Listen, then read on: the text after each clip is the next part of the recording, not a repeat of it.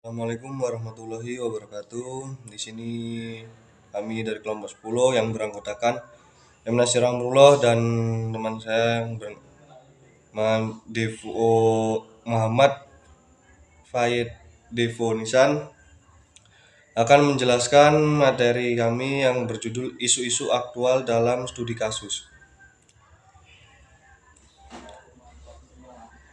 Pembahasan pluralisme, pengertian pluralisme.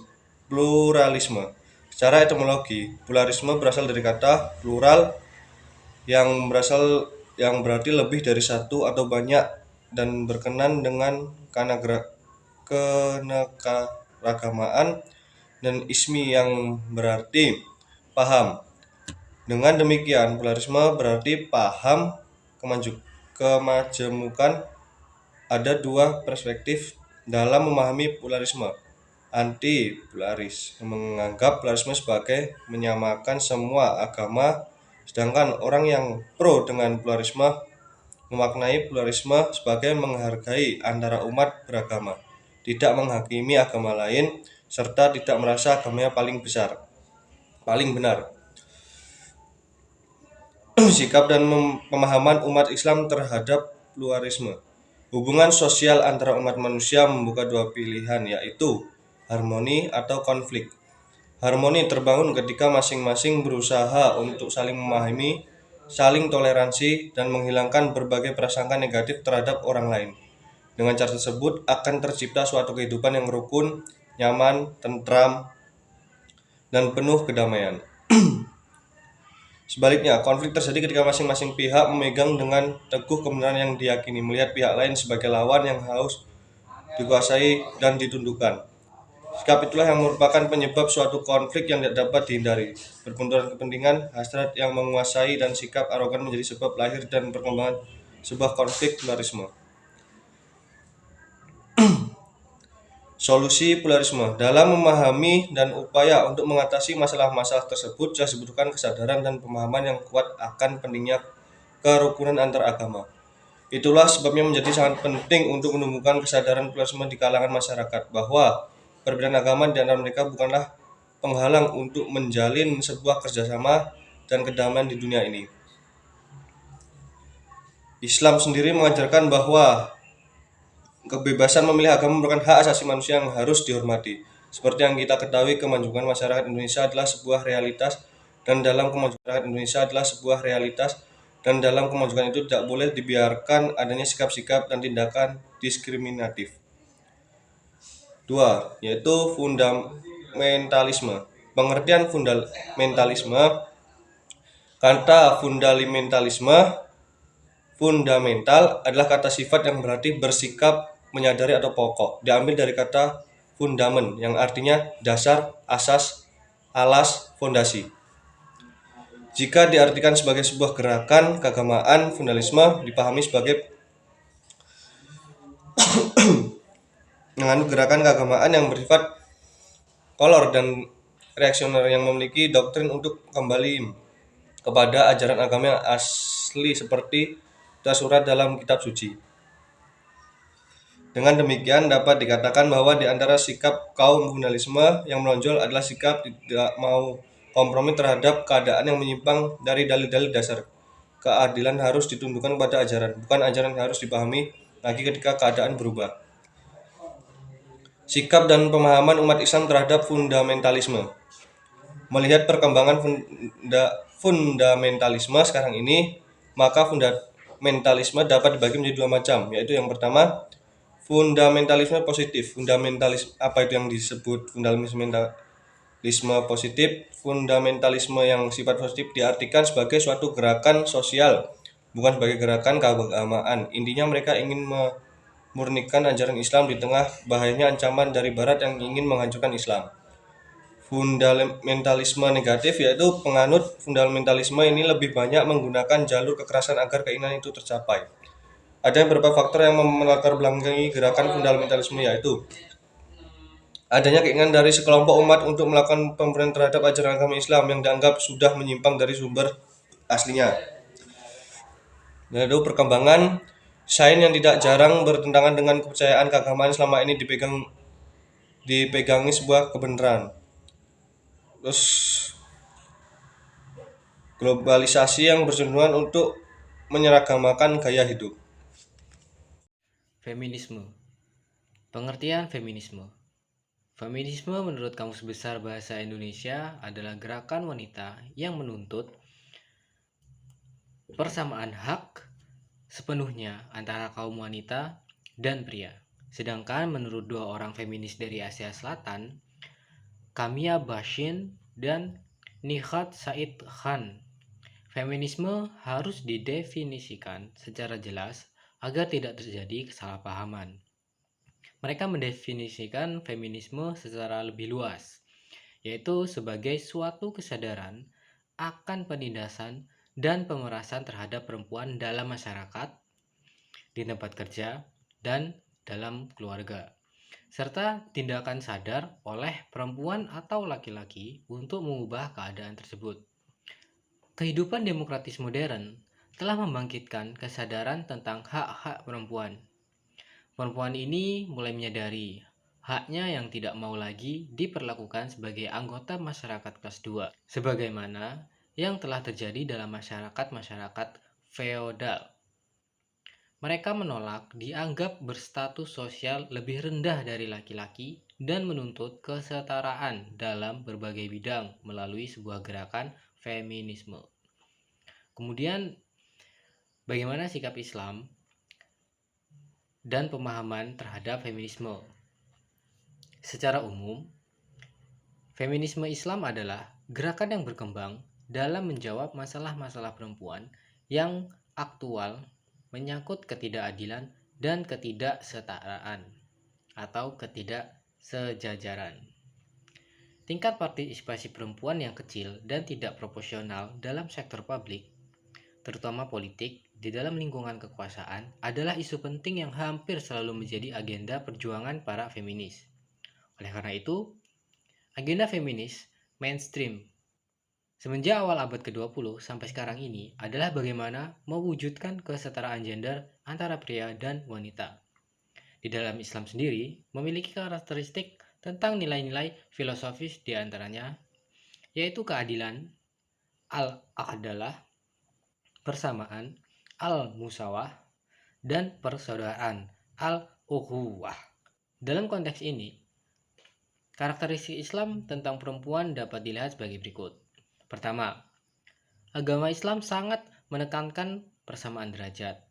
Meski laki-laki dan perempuan memiliki perbedaan terutama dari anatomi tubuhnya, tetapi keduanya harus tetap mendukung dan melengkapi. Persamaan derajat ini bahwa laki-laki dan perempuan sama-sama berpeluang untuk mencapai derajat kemuliaan atau takwa. Solusi feminisme. Perempuan merupakan sosok manusia yang dapat peran ganda dalam konteks kemerdekaan hidupnya. Ia dapat berkiprah dalam kehidupan rumah tangga, namun ia juga dapat berkiprah di luar rumah tangga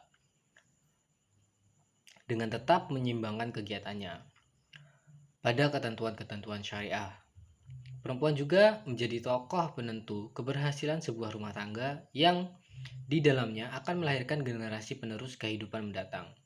Dalam Islam, tugas perempuan dalam rumah tangga merupakan jihadnya kaum perempuan untuk mendapatkan tempat terbaik di sisi Allah, sehingga sudah dapat dipastikan bahwa perempuan adalah satu-satu makhluk yang derajatnya dapat meningkat melalui usaha-usaha yang telah menjadi kontraknya. Salah satunya adalah melalui kegiatan bereproduksi dan menjaga keturunannya agar tetap beriman kepada Allah. Kemudian HAM. Definisi HAM. HAM merupakan upaya untuk mendudukkan manusia sebagaimana mestinya dengan memberikan hak-haknya tanpa ada diskriminasi. Kehidupan bermasyarakat, berbangsa, dan bernegara di antara salah satu asasnya adalah asas kebebasan atau kemerdekaan, al-hurriyah. Kebebasan ini meliputi kebebasan berpikir, kebebasan menyatakan pendapat, kebebasan menuntut ilmu, kebebasan memiliki harta benda, dan kebebasan beragama. Dalam kebebasan beragama ini, Islam mengajarkan bahwa manusia untuk menganut suatu agama tidak perlu ada paksaan, dan tidak perlu memaksakan orang lain seperti yang tercantum dalam Quran surat Al-Baqarah ayat 256 dan Yunus ayat 99. Kemudian sikap dan pemahaman Islam tentang HAM. Masalah yang dihadapi umat Islam berkenan dengan HAM universal adalah tentang rincian spesifik yang dikeluarkan oleh Majelis Umum PBB di bulan Desember 1948, masalah kebebasan seseorang mengubah keyakinan atau konversi agama.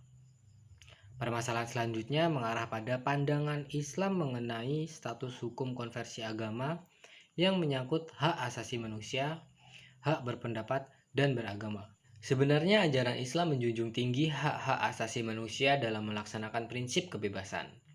Karena sebuah paksaan itu menyebabkan jiwa tidak damai. Namun, sisi lain, sebagian besar ulama mengkategorikan sikap mengkonversi agama tidak dilihat dari perspektif kebebasan melainkan dipandang sebagai tindak kriminal yang masuk dalam kategori tindak pidana berat sehingga sanksi hukumnya berupa hudud, yaitu suatu bentuk hukuman yang pasti dan telah ditetapkan syar'i. Hukuman itu tidak lain adalah hukuman mati.